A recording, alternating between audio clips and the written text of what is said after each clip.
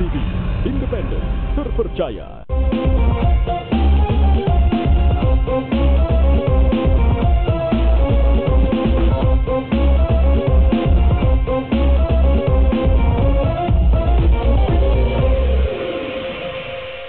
Bismillahirrahmanirrahim. Assalamualaikum warahmatullahi wabarakatuh. Alhamdulillahirabbil alamin alladzi an'amana ni'matal iman wal islam walladzi ja'ala syahra ramadhana sayyidash syuhur. Allahumma shalli wa sallim wa barik ala nabiyyikal karim sayyidina wa habibina wa maulana Muhammadin sallallahu alaihi wasallam wa ala alihi wa sahbihi ajma'in, amma ba'd. Alhamdulillah, di bulan suci Ramadan ini Allah anugerahkan kita kesehatan, kekuatan, mampu melaksanakan tugas-tugas karena sehat, dan dengan motivasi iman itu perlu kita syukuri, sehingga lebih memotivasi kita menggali dan mengamalkan amalan-amalan syariat Allah lainnya. Ini bisa ada kalau ada maunahnya Allah, tapi bukan hanya itu, dan juga memang ada himmah, ada niat, ada motivasi yang kuat dari dalam diri kita. Salawat dan salam atas junjungan kita Nabiullah Muhammad sallallahu alaihi wasallam. Suasana Ramadan begitu menyebar, seluruh kita menjadi nikmat. Itu sekali lagi membuktikan bahwa kesenangan hamba Allah akan syariatnya Allah subhanahu wa ta'ala yang merata itu bukti kasih sayang Allah kepada hamba-hambanya yang beriman. Pemirsa sekalian yang dimuliakan oleh Allah subhanahu wa ta'ala, pada tazkirah kita di kesempatan ini kita akan mencoba mengangkat keutamaan atau fadilatus shaum wa adabuhu. Kalau tema kita adalah keutamaan dan etika puasa, kalau saya mencoba membuka pelajaran adik-adik kita atau anak kita, itu tertulis keutamaan itu fadailus shaum wa adabuhu, keutamaan berpuasa dan adab-adabnya.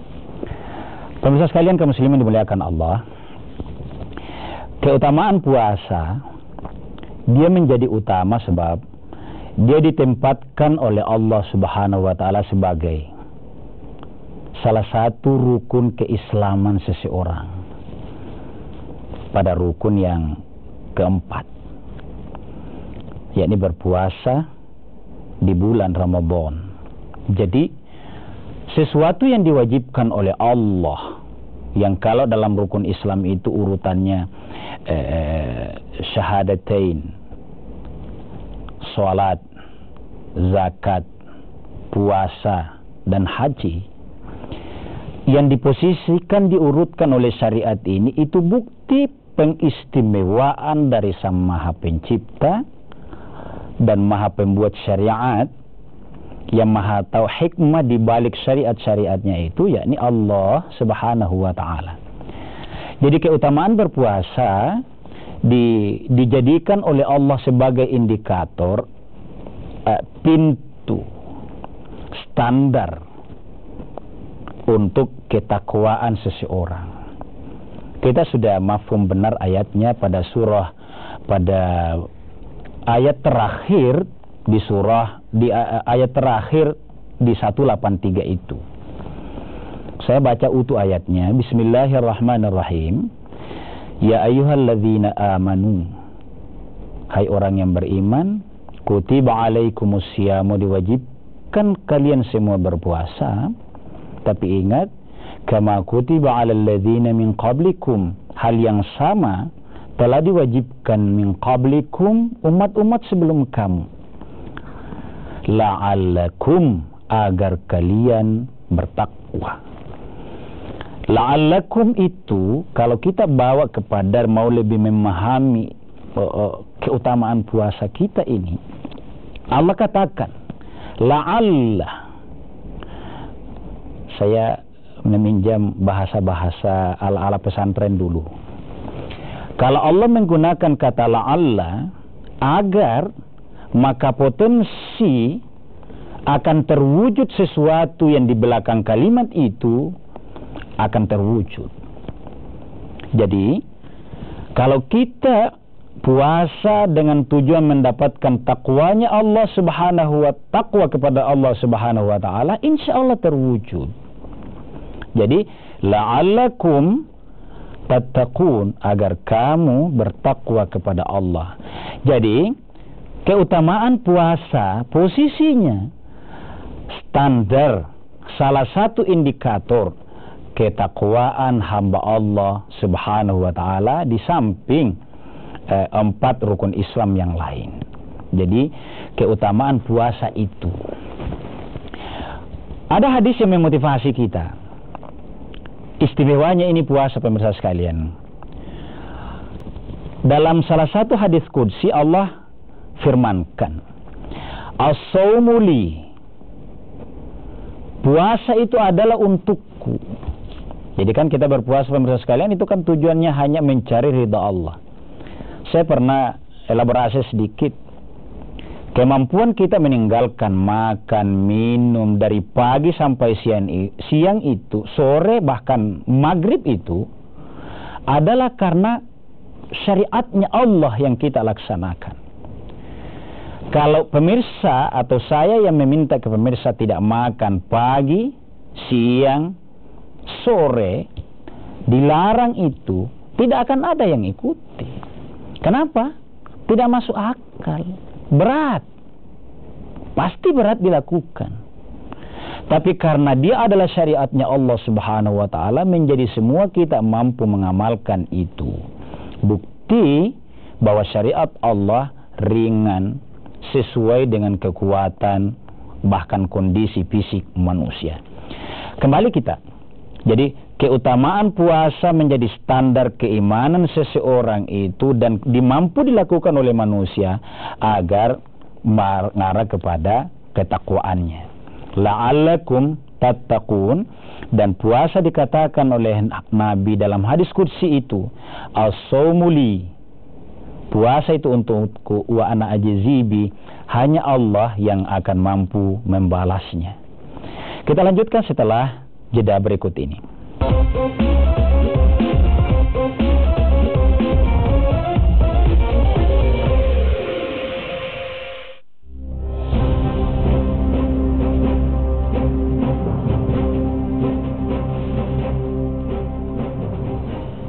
Saudara, dunia medis mengalami keprihatinan akibat ancaman kesehatan yang terus meningkat.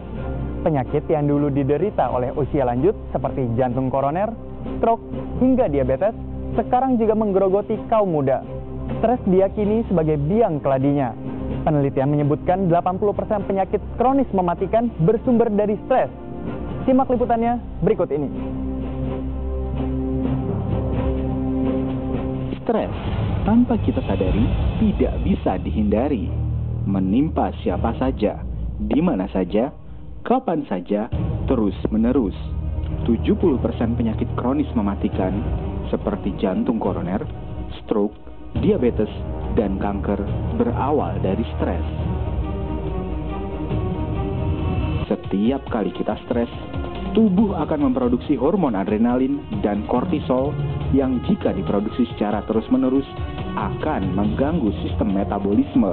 Sehatkan dan bebaskan tubuh dari stres dengan terapi relaksasi dan akupuntur tanpa jarum dari Acupuncture Med. Acupuncture Med, matras kesehatan yang didesain khusus, memiliki 120 spike pin dan 6.930 titik akupuntur tanpa jarum. Dapat digunakan hampir pada seluruh bagian tubuh. Cukup hanya 30 menit. Acupuncture Med akan membuat tubuh Anda terasa rileks, memperlancar peredaran darah, dan memproduksi hormon endorfin yang akan meningkatkan kemampuan tubuh untuk menyembuhkan dirinya sendiri. Dapatkan Acupuncture Med harga normal Rp1.760.000, diskon 50% menjadi hanya Rp880.000.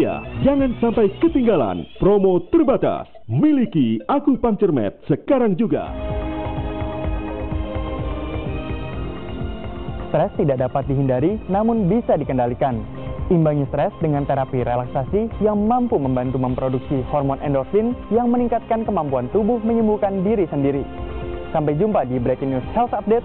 Saya Gilang Sedewa, sampai jumpa.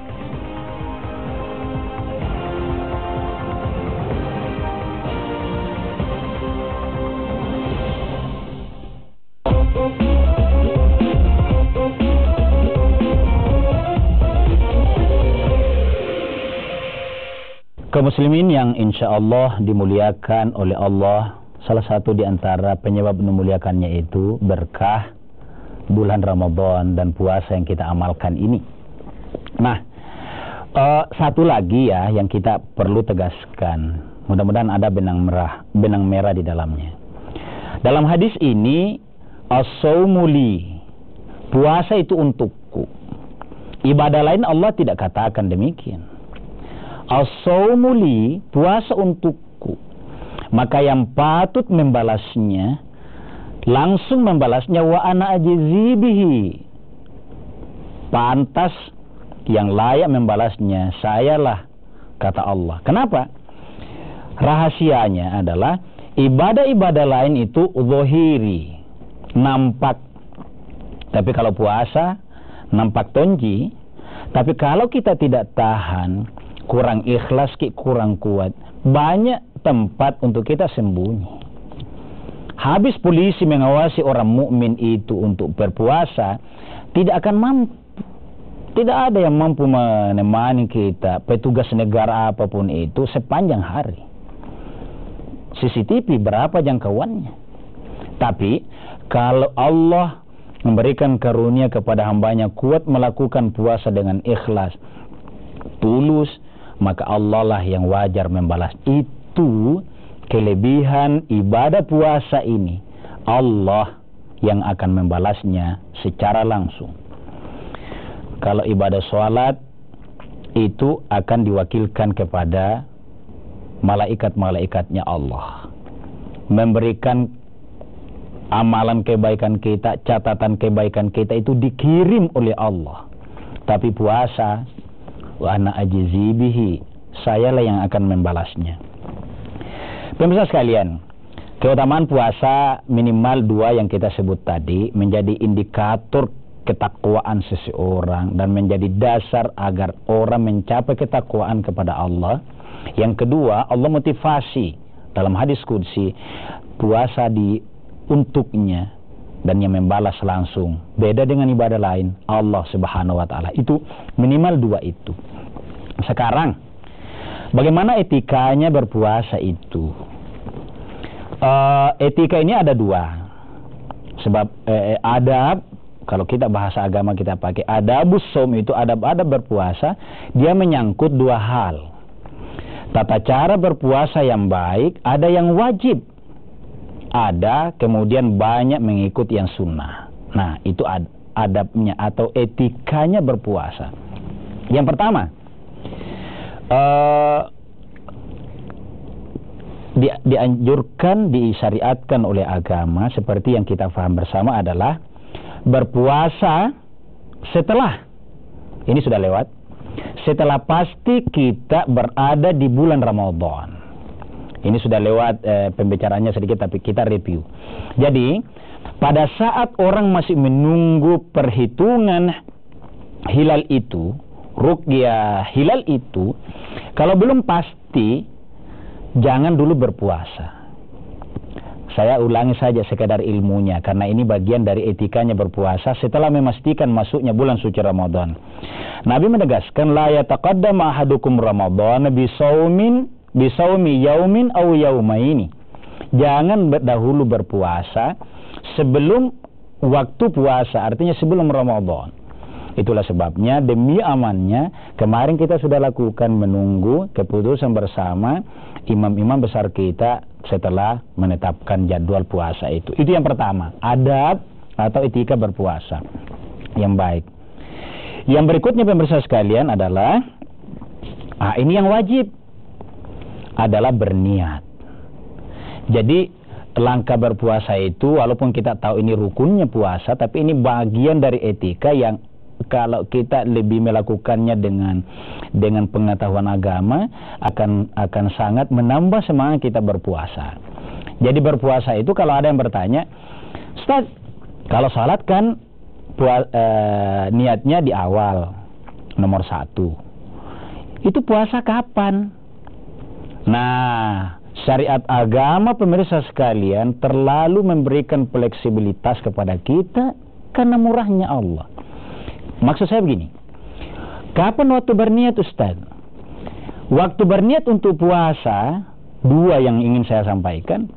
Yang pertama, berniat pada saat mau makan sahur.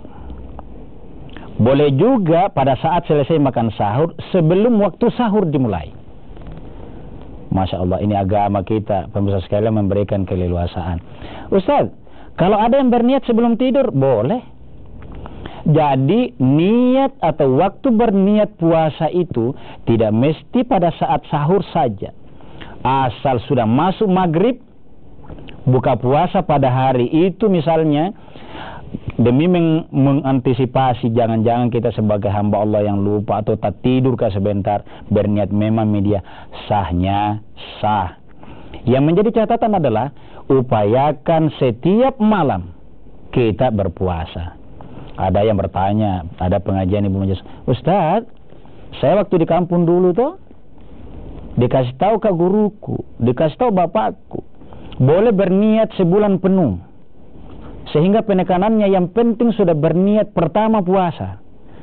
Ada memang ajaran seperti ini, salah satu imam mazhab yang membolehkan bahwa kalau sudah berniat pertama Ramadan, dan malah sangat dianjurkan, niatnya agar kalau andai kata hamba Allah betul-betul lupa, sekali lagi, betul-betul lupa malam kedua, malam ke-9, malam ke-20, malam keberapa saja, kemurahan Allah, salah satu pendapat, boleh dicatat sah karena Ramadan utuh sebulan.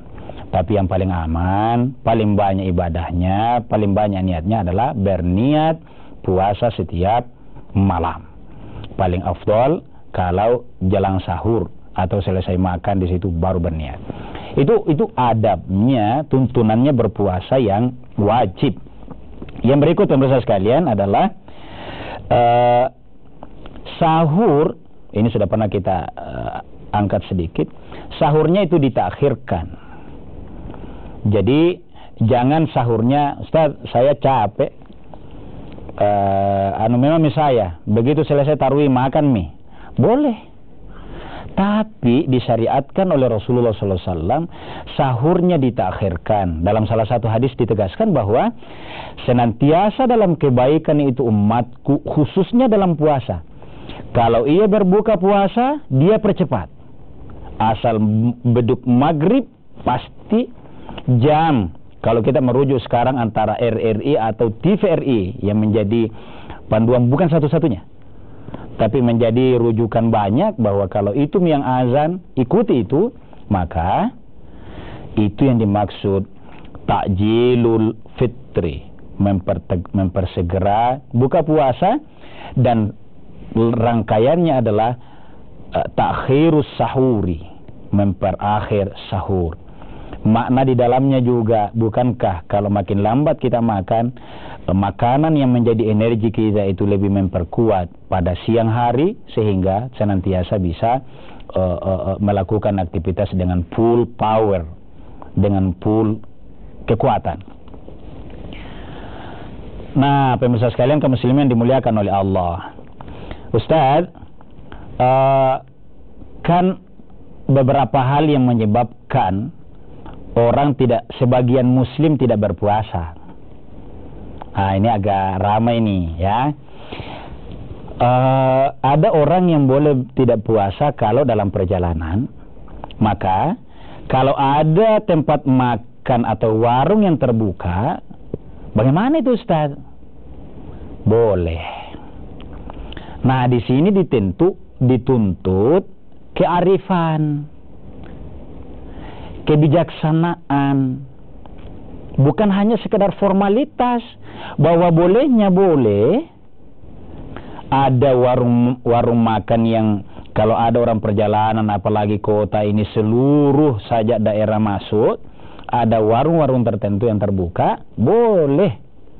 Tapi ingat, ajaran agama yang terbaik itu bukan formalitasnya tapi bijaknya kita memahami ajaran agama ini. Apa maksudnya Ustaz? Maksudnya begini, bahwa kalau ada yang tidak berpuasa, baik yang karena dalam perjalanan sehingga agama memberikan dispensasi, ataupun karena sakit sehingga boleh tidak makan, apalagi kalau yang ibu-ibu kedatangan bulan, boleh. Etika dua-duanya adalah, terutama yang tidak puasa, jangan dibuka terlalu vulgar, hargai, dan itu bagian dari ibadah. Ini terbuka Ustaz, kenapa saya menolong orang yang dalam perjalanan agar cepat dia singgah makan, tapi jangan terlalu dibuka. Nah, ini kan kadangkala butuh kebijakan bersama, bukan hanya antara yang berpuasa dengan yang tidak puasa tadi. Apalagi kalau memang ada orang yang belum mendapat hidayah dari Allah untuk kuat berpuasa, tetaplah beriman. Kalau tidak puasa, jangan tunggu terlalu vulgar, maka saya tidak puasa. Peduli amat dengan yang puasa, tidak boleh. Seagama ataupun tidak, hargai orang yang berjuang puasa itu. Nah, pemirsa sekalian, etikanya di sini bagusnya kita musyawarahkan dengan pemegang kebijakan. Dalam hal ini pemerintah kita. Sehingga alhamdulillah kita sungguh-sungguh bersyukur pemerintah kita sangat menghargai keleluasaan menjalankan ajaran agama. Warung makan diatur, tempat hiburan diatur, ada waktunya, bahkan tempat olahraga ada waktunya. Marilah kita sebagai warga yang baik, sebagai orang yang beragama yang baik, mengikuti itu, sebab itu sudah dilakukan pertimbangan, rekomendasi dari tokoh-tokoh masyarakat kita, tokoh agama kita, sehingga kebijakan diambil oleh pemerintah, ada pengaturan. Jadi bukan penutupan, pengaturan jadwal membuka baik warung makan, tempat hiburan dan lain-lain, kita patuhi itu sama-sama, karena itu insya Allah kerukunan dan kedamaian bersama yang insya Allah mendatangkan rahmatnya Allah. Kita lanjutkan setelah jeda.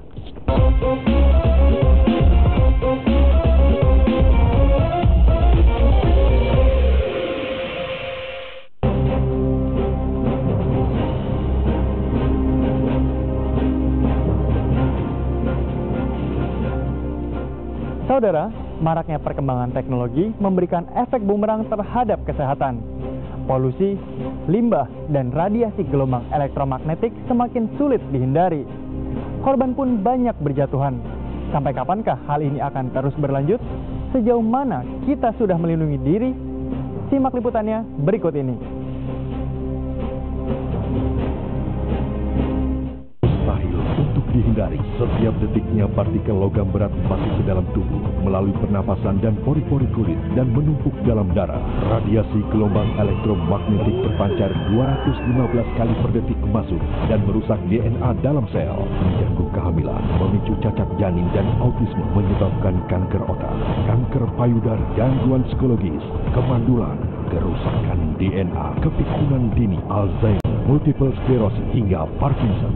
Cegah dan atasi sebelum terlambat. Telah hadir Titanium Series, persembahan terbaru dari Gin Samyong. Dapatkan penawaran terbatas khusus hari ini. Miliki koleksi terbaru dari kalung dan gelang kesehatan Gin Samyong. Titanium Series dari harga normal Rp3.720.000, sekarang hanya seharga Rp1.860.000 dan dapatkan cashback Rp200.000. Dapatkan juga Gin Samyong Klasik hanya seharga Rp1.660.000, cashback Rp200.000. Anda cukup membayar Rp1.460.000. Gin Samyong Titanium Series dan Klasik tersedia dalam 3 varian warna, coklat, putih, dan hijau, serta 2 varian liontin yang menawan, liontin kura-kura dan Ka'bah. Pastikan Anda mendapatkan kalung dan gelang Jin Samyong Titanium Series dan Klasik sekarang juga. Jangan sampai kehabisan. Pastikan Anda menjaga kesehatan diri dan keluarga Anda dari sekarang. Jangan tunggu hingga terlambat. Sekian Breaking News Health Update. Saya Gilang Sedewa. Sampai jumpa.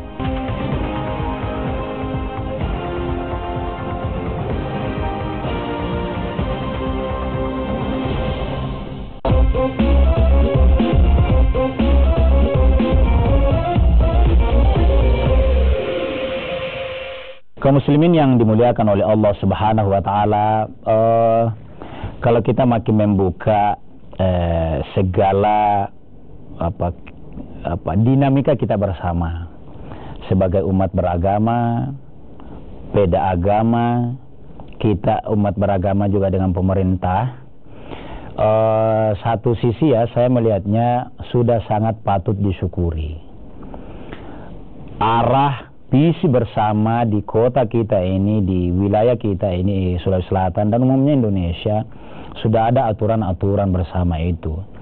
Termasuklah etika, menghargai orang-orang yang berpuasa tadi sehingga ada pengaturan-pengaturan.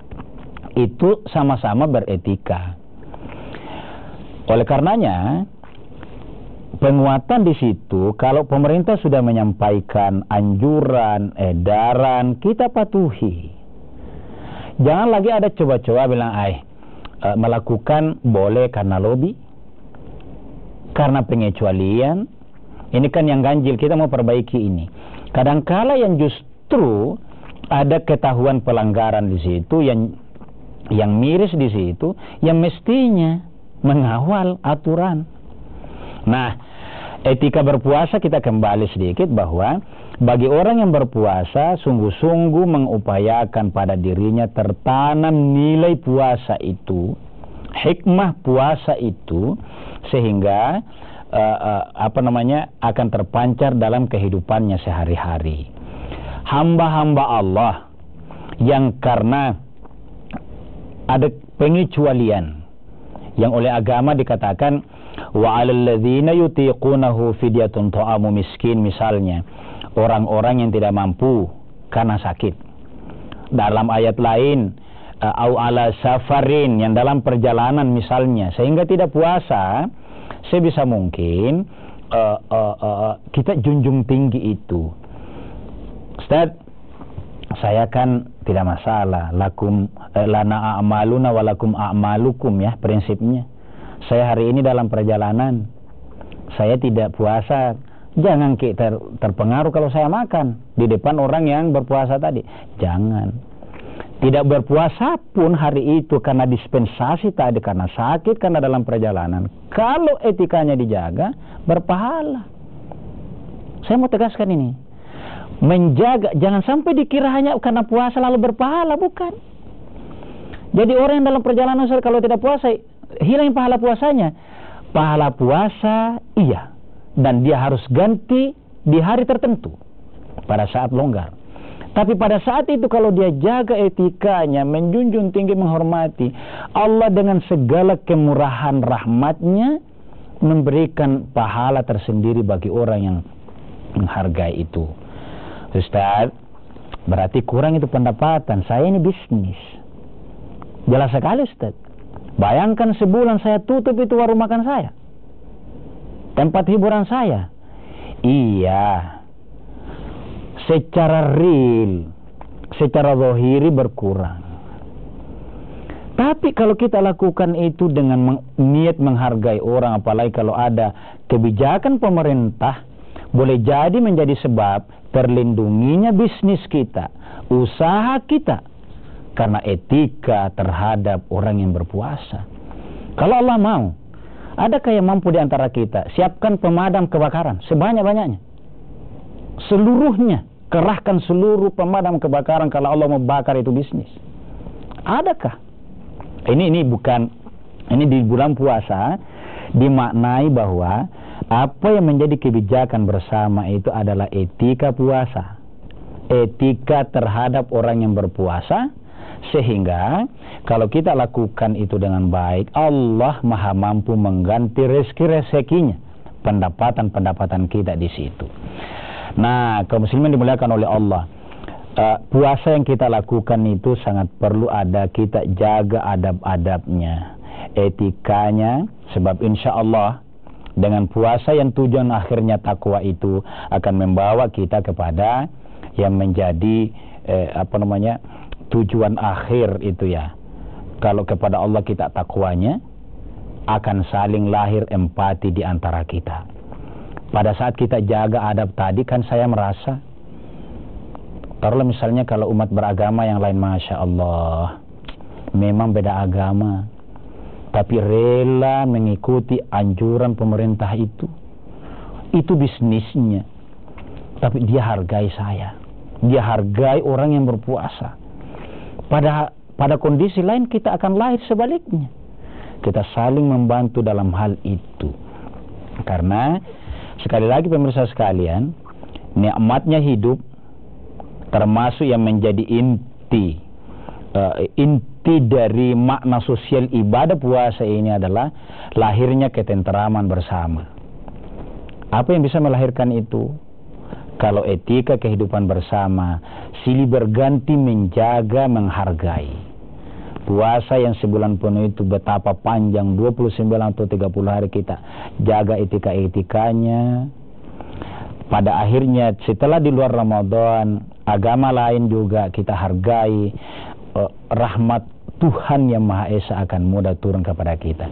Nah, pemirsa sekalian kaum muslimin dimuliakan oleh Allah Subhanahu wa taala, sebagai bagian akhir dari tausiah kita, tazkirah kita, keutamaan puasa dan etika berpuasa, saya mau tegaskan bahwa ibadah puasa disyariatkan oleh Allah. Keutamaannya adalah menjadi indikator keimanan, ketakwaan kita.